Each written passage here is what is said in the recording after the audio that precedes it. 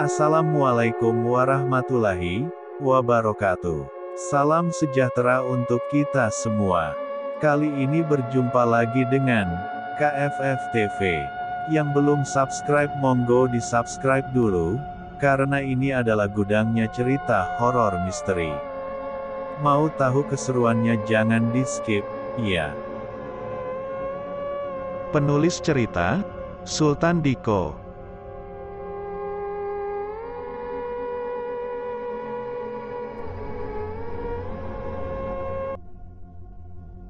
Setelah merasa semua kebutuhan telah dibeli, Farida segera kembali ke rumah. Di dalam hatinya masih merasa kebingungan atas penuturan perempuan di pasar tadi. Sesampainya di rumah, Farida langsung menuju dapur untuk mempersiapkan makan malam. Satu persatu sayur yang dibelinya tadi dikeluarkan dari kantung plastik untuk dicuci terlebih dahulu sebelum dimasukkan ke dalam kulkas. Farida tersentak kaget tatkala mendapati bermacam bunga dan daging, karena ia sangat yakin bahwa barang-barang ini tidak pernah ia beli sebelumnya. Farida mencoba untuk tetap tenang dan berpikir positif, karena bukan tidak mungkin si pedagang salah memasukkan barang belanjaannya, atau bisa jadi tertukar dengan pembeli lainnya. Hari semakin sore, Bayu belum juga pulang. Berkali-kali Farida menghubunginya, namun nomor ponselnya tidak aktif. Khawatir terjadi sesuatu terhadap sang suami membuat hatinya tak tenang.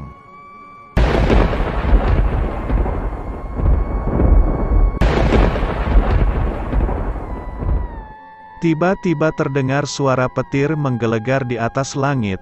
Sepertinya akan turun hujan. Sambaran petir yang bersahutan, ditambah lagi desa yang nampak sunyi membuat suasana menjadi mencekam. "Mas, kamu di mana? Jam segini belum juga pulang," guman Farida. Farida terus saja berdiri di depan kaca yang menghadap ke halaman, berharap Bayu datang sebelum turun hujan. Namun tiba-tiba saja indera pendengaran Farida seolah menangkap suara seseorang sedang menembang di lantai atas. Tidak bisa dipahami syairnya, karena bahasa yang dipakai semacam bahasa Jawa kuno. Sejurus kemudian, terdengar suara derap langkah kaki setengah diseret, menuruni tangga dari lantai 2 menuju lantai dasar. Farida penasaran, kemudian ia mulai mengamati keadaan sekitar lantai atas, terlebih lagi di bagian penghubung tingkat 2 dan 1. Farida bergeming, bulu kuduk meremang, hawa dingin mulai terasa menembus tulang belulang, bau anyir seperti aroma darah terasa sangat pekat menembus hidung.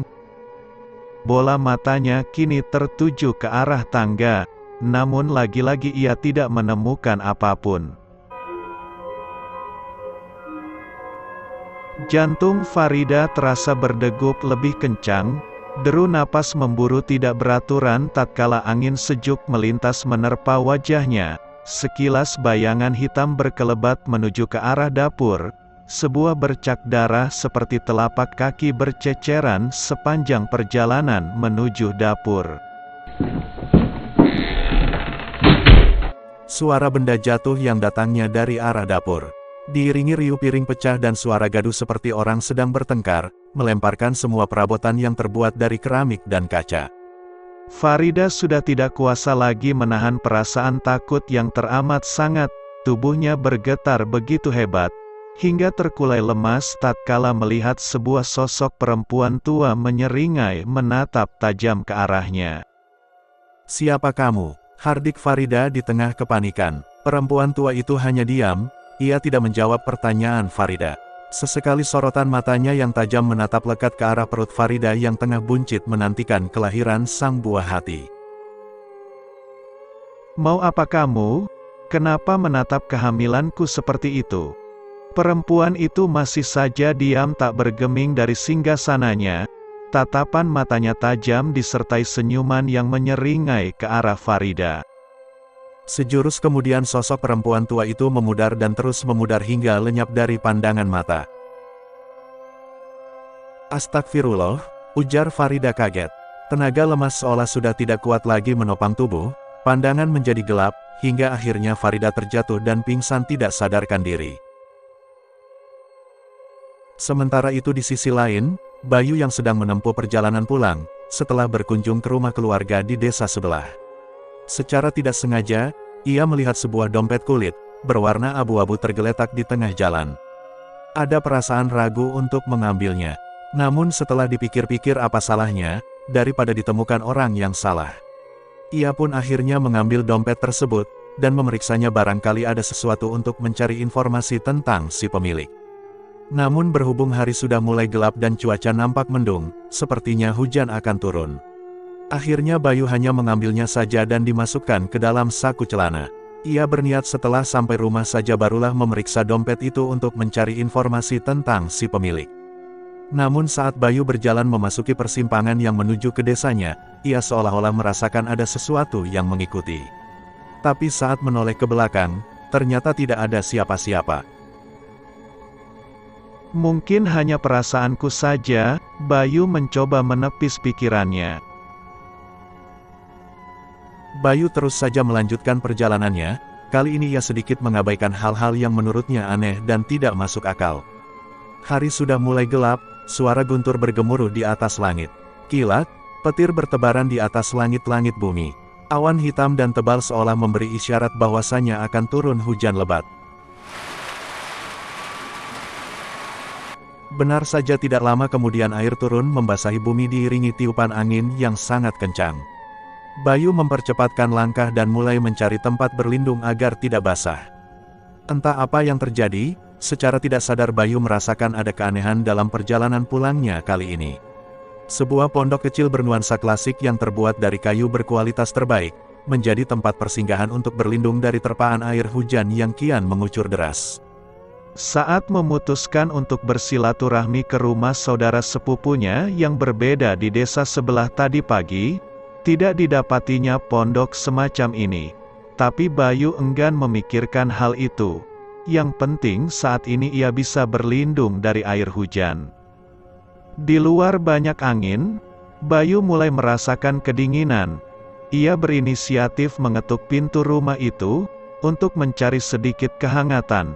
Namun saat Bayu mengayunkan tangannya ingin mengetuk pintu tersebut, tiba-tiba terdengar suara sambutan dari dalam pondok itu. "Masuklah," ujar pemilik suara dari dalam pondok itu.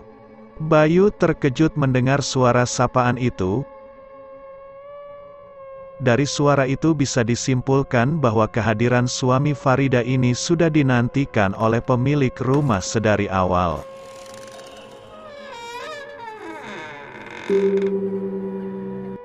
Perlahan Bayu membukakan pintu rumah itu. Kemudian dengan ekspresi bingung ia masuk secara perlahan. "Jangan ragu, masuklah," ujar pemilik suara itu lagi. Bayu hanya diam dan mengikuti titah sang pemilik suara yang belum juga menampakkan wujudnya itu. "Duduklah," ujar suara itu lagi. Seperti terhipnotis, lagi-lagi Bayu hanya mengikuti saja. Sejurus kemudian, muncullah sosok perempuan setengah baya dari arah belakang sambil membawakan segelas air minum. "Kamu dari mana, dan mau kemana? Malam-malam di tengah hujan begini?" tanya perempuan setengah baya itu pada Bayu. Bayu terperanjat dan mulai sadar.